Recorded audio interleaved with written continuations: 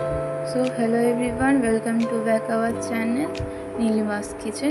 तो आज के देखे नहीं जाएगा हमारे रेसिपी की। हमारे रेसिपी होच्छे आज के पोलाव और चिकेन। और आज के रान्नाटा আমরা খুব তাড়াতাড়ি ভাবে এবং শর্টকাটে করব। সেজন্য প্রথমে আমরা বাসমতি চাল আগে থেকে ভিজিয়ে রেখেছিলাম, যেটাকে আতপ চাল বলে। আধা ঘন্টা মতন ভিজিয়ে নেওয়ার পর এটাকে আমরা ভালো করে ছেঁকে নিয়েছি, এতে যেন একটু জল না থাকে। তো চলুন দেখে নেওয়া যাক কীভাবে হচ্ছে পোলাওটা। পোলাও করার জন্য আমরা নিয়ে নিয়েছি এখানে কিশমিশ, তেজপাতা, ঘি, বাসন্তী রং আর কাজু আর গোটা গরম মশলা।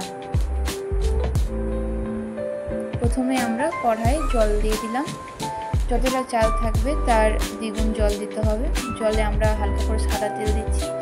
সাদা তেল দিলে ঘিয়ের পরিমাণটা একটু কম লাগবে। আর যেহেতু আজকে আমরা খুব শর্টকাটে রান্না করবো, সেই জন্য আমরা কোনো কিছু ঘিয়ে ভাজাভাজি করছি না, ডাইরেক্ট একবারে সব কিছু দিয়ে দিব।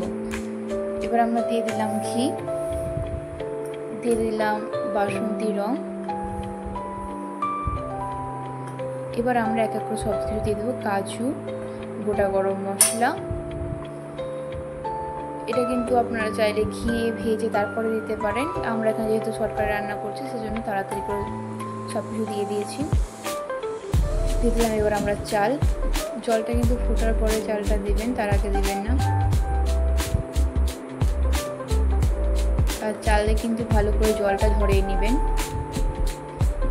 এবার এটাকে আমরা ভালো করে নেড়ে চেড়ে দিব, মাঝে মধ্যে নাড়বেন এবং ঢাকা দিয়ে দিবেন। আবার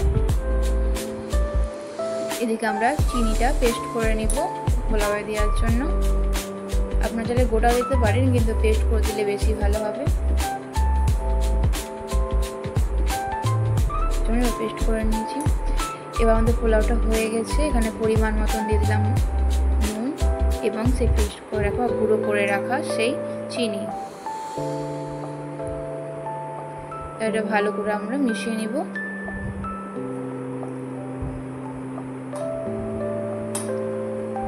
দেখুন কত সুন্দর হয়ে গেছে, রংটাও কিন্তু খুব সুন্দরই এসেছে।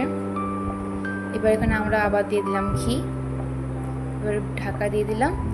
দেখুন আমাদের পোলাও কিন্তু একদম রেডি হয়ে গেছে, দেখতে কিন্তু খুব সুন্দর। চলুন এবার চিকেনটা করে নিয়ে যাক। এই চিকেনটা এখানে ভালো করে ধোয়া হয়ে গেছে। চিকেন করার জন্য আমরা এখানে নিয়েছি আদা, রসুন, পেঁয়াজ। এখানে মশলা হিসেবে আমরা নিচ্ছি জিরে, গোটা গরম মশলা, গোলমরিচ, দিয়ে দিলাম কাঁচা লঙ্কা। আজকে শুকনো লঙ্কা দিচ্ছি না আমরা। দিয়ে দিলাম আদা, রসুন। এবার এটাকে ভালো করে আমরা পেস্ট করে নিব। দিয়ে কড়াই দিয়ে দিলাম সরষের তেল। সরষের তেল হালকা গরম হয়ে গেলে আমাদের কেটে রাখা সেই আলু দিয়ে দিলাম। দিয়ে দিলাম পেঁয়াজ, রসুন এবং টমেটো। যেহেতু বলেছি আজকে আমাদের রান্নাটা খুব তাড়াতাড়ি করা হয়েছে, সেজন্য সব কিছু একসঙ্গে আমরা দিয়ে দিব। দিয়ে দিলাম মাংস এবং স্বাদ মতন লবণ। দিয়ে দিলাম হলুদ। এটা ভালো করে হালকা আছে এবার আমরা রান্না করব। বাড়িতেও কিন্তু অবশ্যই এরকম করে রান্না করে দেখবেন, খেতে কিন্তু খুব সুন্দর হয়। যেমন সুন্দর হয় তেমন খুব তাড়াতাড়িও রান্নাটা হয়ে যায়। এখানে দিয়ে দিলাম আমরা মিট মশলা। এবার দিয়ে দিলাম আমরা সেই বেটে রাখা মশলাটা। এখানে দিচ্ছি আমরা কাশ্মীরি লঙ্কা গুঁড়ো, কারণ যেহেতু শুকনো লঙ্কা বেটে দিইনি আমরা, সেহেতু এটা দিলে বেশ ভালো রং হবে।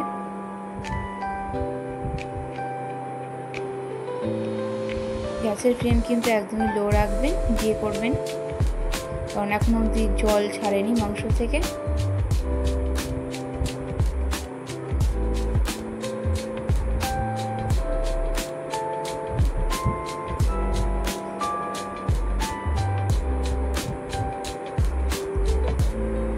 দেখুন আমাদের মাংসটা কত সুন্দর হয়ে গেছে কষানো, খুব সুন্দর রংটা চলে এসছে। দেখুন এটাতে কিন্তু আমরা খুবই অল্প করে হালকা একদমই জল দিব, কারণ একটু কষা কষা ভাব যেন থাকে মাংসটাতে।